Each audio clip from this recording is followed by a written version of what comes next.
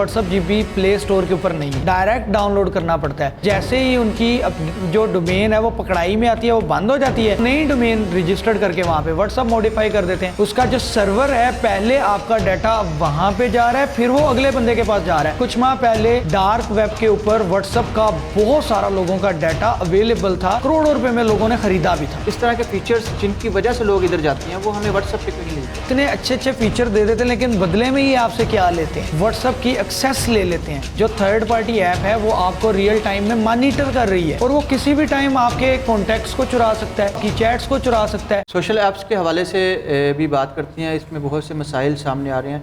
सबसे पहले ये बताइएगा कि व्हाट्सएप जीपी जो है ये सिक्योर है कि नहीं है? ये लोग, बहुत से लोग, इसके फ़ीचर बहुत खूबसूरत हैं, बहुत अच्छे लगते हैं, लेकिन कहा जाता है कि ये सिक्योर नहीं है। व्हाट्सएप जीपी किसी भी सूरत व्हाट्सएप नहीं है, ये एक थर्ड पार्टी ऐप है। FM WhatsApp, red WhatsApp, plus WhatsApp, ये जितने भी इस तरह के आपको मार्केट में, एक तो सबसे बड़ी चीज़ आप ये देखें कि व्हाट्सएप जीपी प्ले स्टोर के ऊपर नहीं है। अगर वो इतना कारआमद होता तो प्ले स्टोर के ऊपर तो वो पाया जाता, वो प्ले स्टोर के ऊपर है ही नहीं। वो आपको उनकी वेबसाइट से डायरेक्ट डाउनलोड करना पड़ता है। और फिर एक और चीज़ मैं आपको बताता चलूँ कि हर कुछ माह के बाद उनकी वेबसाइट अपडेट होती रहती है। बैकएंड पे जो उनकी डोमेन्स हैं वो अपडेट होती रहती हैं, क्योंकि जैसे ही उनकी जो डोमेन है वो पकड़ाई में आती है, वो बंद हो जाती है और वो नई डोमेन रजिस्टर्ड करके वहाँ पे व्हाट्सअप मॉडिफाई कर देते हैं।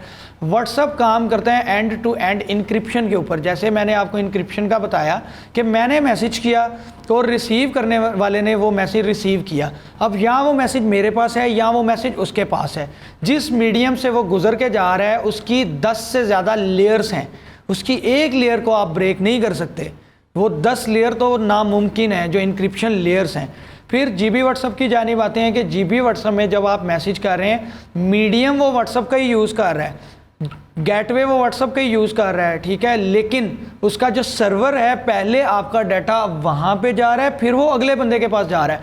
और ये कुछ माह पहले डार्क वेब के ऊपर व्हाट्सअप का बहुत सारा लोगों का डाटा अवेलेबल था, जो कि करोड़ों रुपए में लोगों ने ख़रीदा भी था। अच्छा, ये बताइएगा कि व्हाट्सअप हमें ये सहूलत क्यों नहीं देता जो हमें जीपी व्हाट्सअप देता है, कि हमारा मैसेज अगर भेजने वाले ने डिलीट कर दिया तो हम उसको दोबारा देख सकें?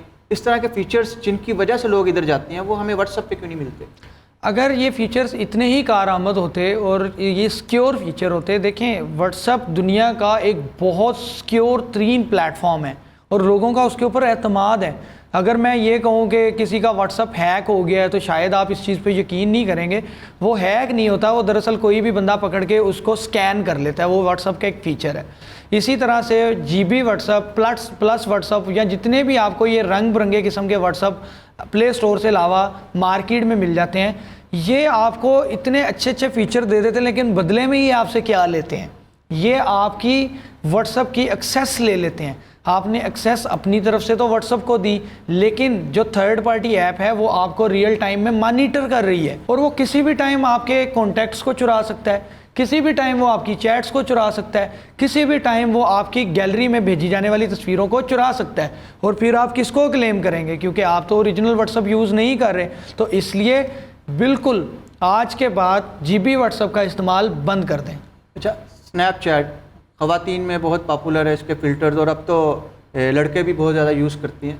स्नैपचैट जब हम उस पर तस्वीर बनाते हैं, सेल्फ़ी लेते हैं, तो वो कुछ सेकंड का वक्त ब्रेक करती है। स्नैपचैट अपने पास डाटा रखती है या ये तस्वीरें सिर्फ हमारे पास होती हैं? स्नैपचैट के ऊपर इतने मज़े के फ़िल्टर्स हैं कि आप इतने प्यारे लगते हैं वहाँ पे तस्वीर बना के, तो आप एक सेकंड के लिए सोचें कि कल को स्नैपचैट आपकी सारी तस्वीरें फ़र्ज़ करें सेव कर रहा हुआ, और उसमें तो इतने सिक्योर फीचर्स हैं। आप किसी से चैट कर रहे हैं, बैक जाके वापस आते हैं तो चैट नहीं होती, स्क्रीनशॉट लेते हैं तो अगले को पता चल जाता है। लेकिन मेरा यहाँ पे ज़ाती ओपिनियन ये है कि हर चीज़ का रिकॉर्ड स्नैपचैट अपने पास रखता है, क्योंकि जो थर्ड पार्टी ऐप्स हैं या जो सोशल मीडिया की ऐप्स हैं वो कहीं ना कहीं अपने सर्वर के ऊपर चीज़ें तो एग्जिस्ट करती हैं ना।